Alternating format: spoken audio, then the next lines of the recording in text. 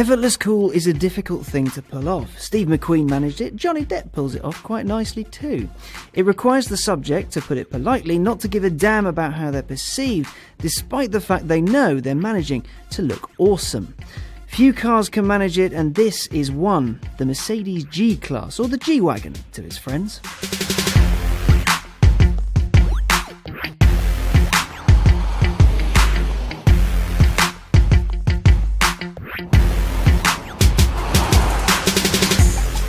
The Mercedes Geländewagen, or cross-country vehicle, has been on the road since the late 70s, and while it's been there, it's seen decades of automotive design go by and thought, nah, I look good as it is, and then just carried on with its day. The G came to be in the early 70s when Mercedes began its development looking for a comfortable, safe, capable vehicle to take people across any terrain the Earth could throw at it. The new model would not merely look like an off-road vehicle. It was tested in the Arctic Circle and the Sahara Desert. In 1979, production of the G began. There were two versions, a civilian version and a military version, and also it was licensed off to other companies, so technically you can have a Peugeot one of these in some bits of Africa and France. Now, the civilian one came in three flavours: short wheelbase convertible and long wheelbase. In 1980, Mercedes presented one of these to the Pope, albeit with a big dome on the back, so this was actually the Pope-mobile, and that's pretty cool. By 1986, over 50,000 G-Wagons had rolled out of the custom G facility in Graz. Now, this is where it's worth mentioning that every single G-Wagon is hand-built.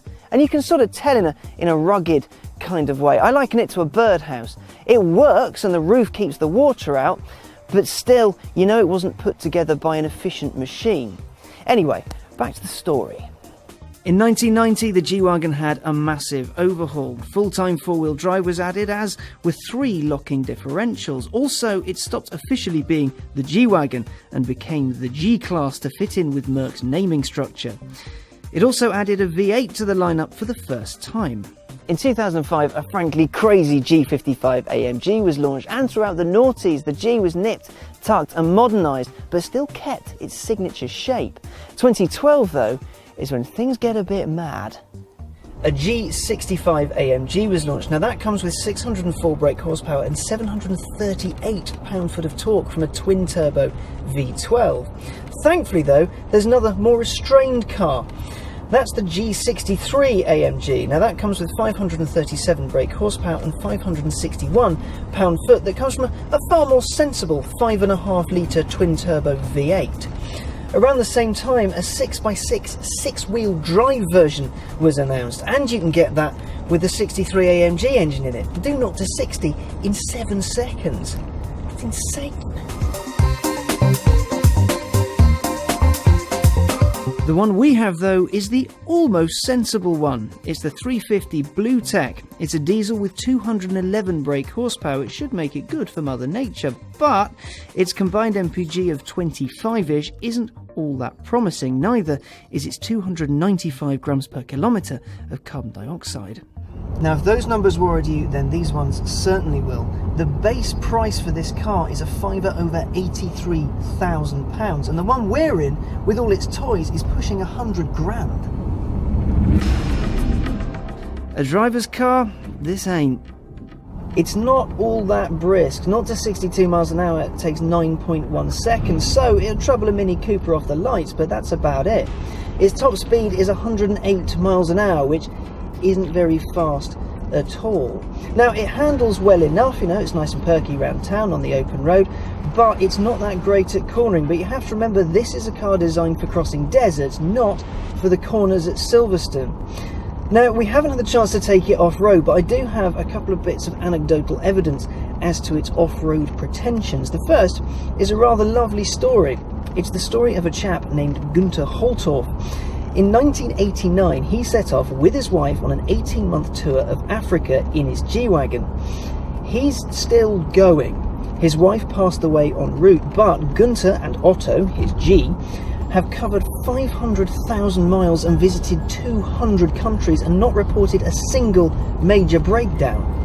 That's quite impressive. The other story, though, well, that's not quite as promising. You see, in 2011 there was a press trip to Australia. 7 G-Wagons were to tackle the Canning Stock Trail. It's 1,150 miles of quite perilous outback. Now, 6 of the G-Wagons on the trip knackered their shock absorbers, and the only one that didn't was a military spec vehicle. Say what you will about its drive, it still causes a stir. This is a car that was designed for crossing deserts, but now it crosses boundaries. Its look, its presence and its style still has people watching it, waiting for it, taking pictures of it, and it still has a massive fan base as well. And that's more than enough to justify its continued existence.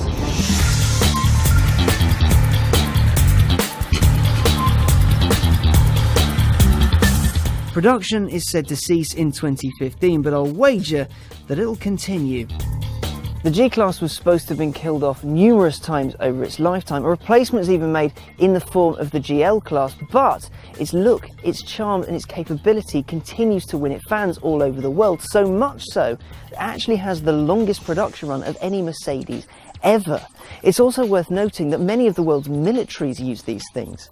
So while it travels the world, wins fans and keeps the peace, the G, well, it'll just keep doing what it does and it won't care what you think about it. And it'll do it effortlessly.